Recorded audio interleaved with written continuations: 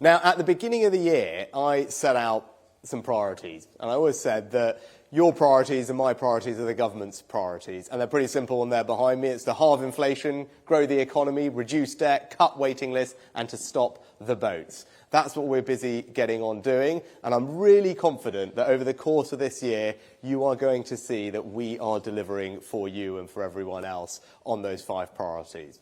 But alongside that, I also want to make sure that we have a country where all of us, our families, our kids, are growing up in strong communities. Communities that feel safe, communities that are thriving, communities that we all feel proud to call home. And strong communities are built on values. And in fact, the most important rule that we teach our kids is the golden rule, right? It's about respect. It's about treating others in the way that you would like to be treated back. And unfortunately, as Vicky was just talking about, right, there is a small minority of people who break that golden rule and cause disruption and disorder in their communities. And you know what I'm talking about. You've all seen it. About gangs gathering, being disruptive, being drunk, being disorderly, people littering, graffitiing, fly tipping. And it's not okay, right? It's not okay for our children to have to experience it, for us as families to not be able to walk around freely in our communities, avoid parks or high streets at particular times of the day. You know, that's not the type of communities that you want. It's not the type of country that we are. And that's why it's important that we do something about it.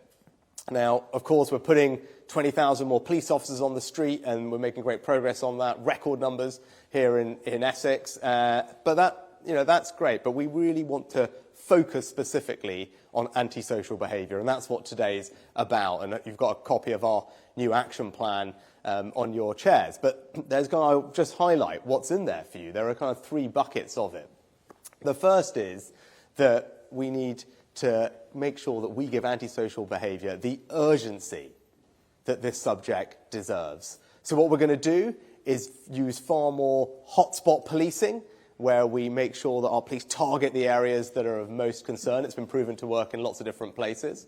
And we're going to have more use of what's called immediate justice, so that those people who are behaving irresponsibly and poorly will have to repair the damage they're causing, clear up the mess that they've made within days of that having been caught, so that justice can be seen to be done. That's what immediate justice is about. So that's about treating ASB with the urgency it demands. The next thing is to have a zero-tolerance approach to all forms of antisocial behaviour, and especially I'm talking about drugs.